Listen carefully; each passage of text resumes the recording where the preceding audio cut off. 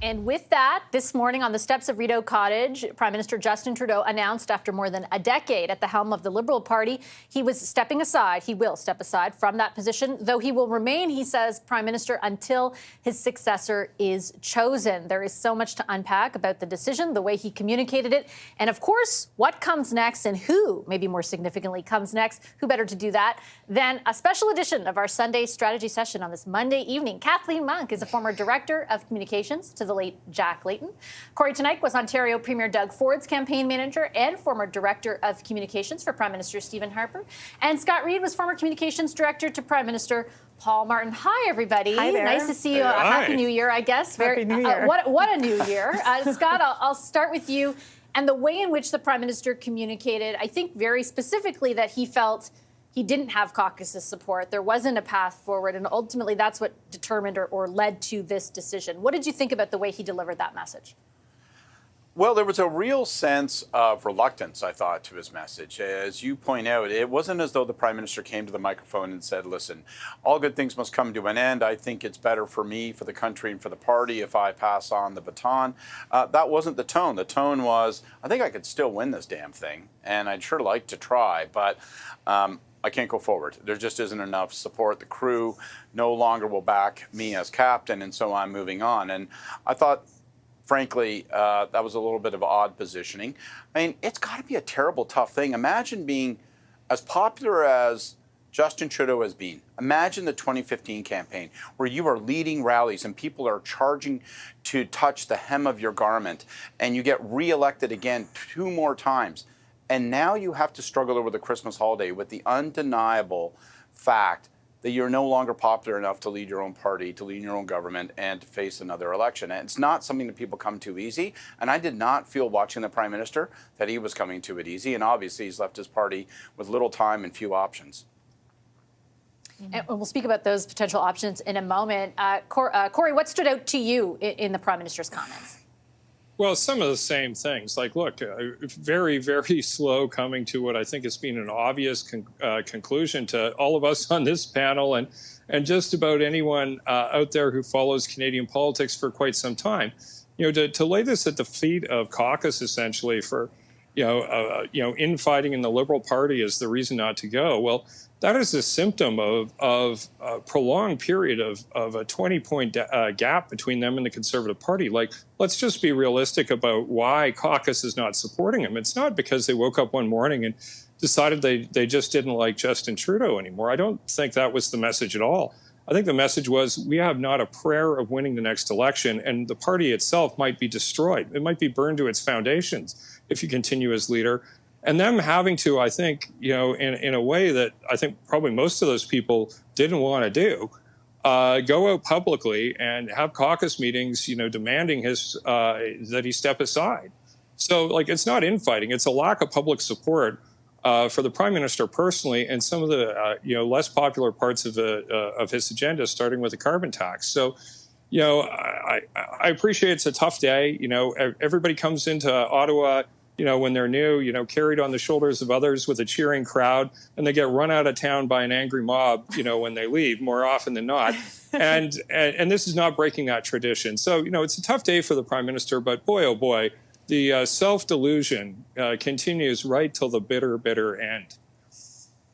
I think Corey's right in that no MP I've interviewed over the last few months, jump for joy that they were getting on TV to say, Prime Minister, step aside. They were reflecting what they felt their constituents were saying. But they were hearing from people on the ground, for sure. But there's a saying that is shared among political staffers that every political career ends in tears. And that is really the truth today. Here's Justin Trudeau, a man who basically united a party that was tearing itself apart, that literally almost at some point thought it had no future. He brought them together, brought them to the glory that Scott and Corey have just outlined, where he was the selfie Prime Minister, high-fiving people in subway stations, and now what a fall from grace. And I think that's what was really telling today. And why did that fall from grace happen? It happened because he failed to issue manage. He failed to manage relationships and actually connect with people in his cabinet and with his caucus.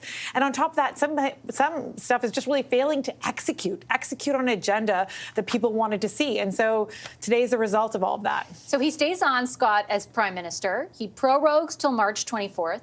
All 3 opposition leaders, including NDP leader Jagmeet Singh say at the first opportunity, which you would imagine would be the end of March with supply, they will vote to down the government, to bring the government down. What does that mean for a leadership race?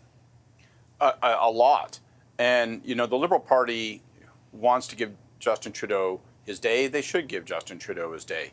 But tomorrow morning, they should wake up, you know, at the crack of dawn, and they should snap their heads to the task ahead, because boy, oh boy, they're 20, 25 points behind. And I see already two decisions that make this incredibly difficult task even harder. One, Justin Trudeau is going to remain in as Prime Minister and leader of the party and face of the party and face of the government for the next couple of months while they select a new leader. And two, they're going to take some time to select a new leader.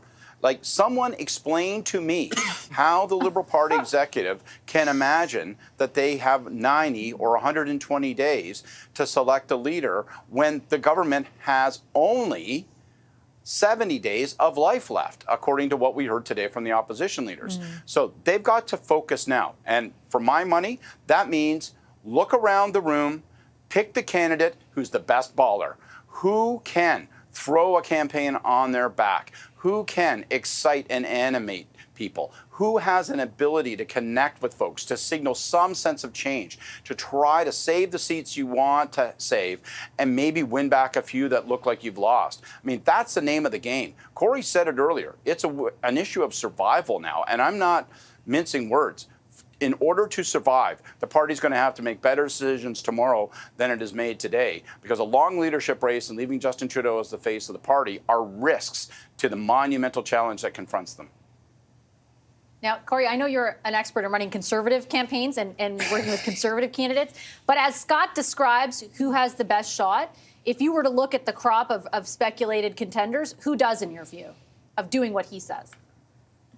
Well, I think there are a few standouts there, but like I don't want to pick just one and disrespect the others on this. But like Carney is clearly one of the front runners. Freeland's clearly one of the front runners. You know, Dom LeBlanc, Christy Clark. There are a number of choices. Melanie Joly.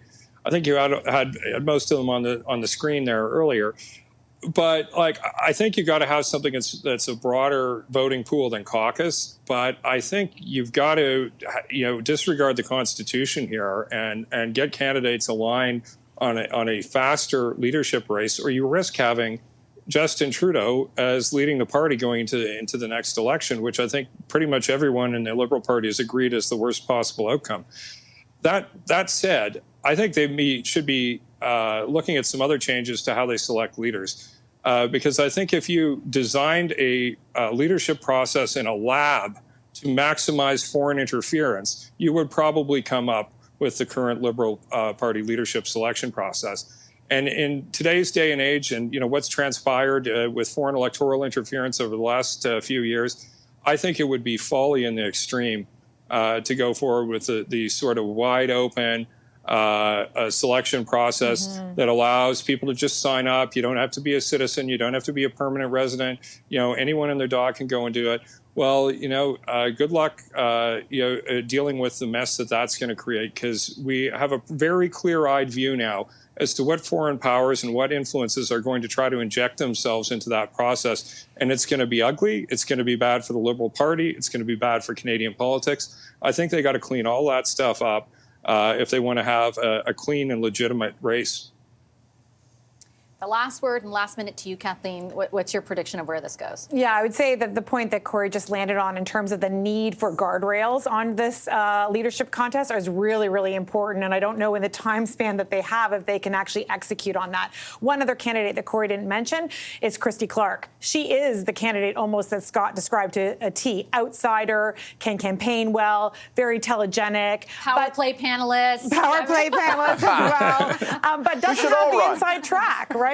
Yeah, right? Exactly. All of you guys. Can I run? Am I allowed? So, Open membership. Unless they tighten those rules up, yeah. So that's who I'm looking to see which kind of waves she can make as a kind of outsider candidate, if she can actually get into the race and actually gain significant support. Yeah, I asked to confirm today, are you leaving the Power Play panel? And I did not get a very specific response.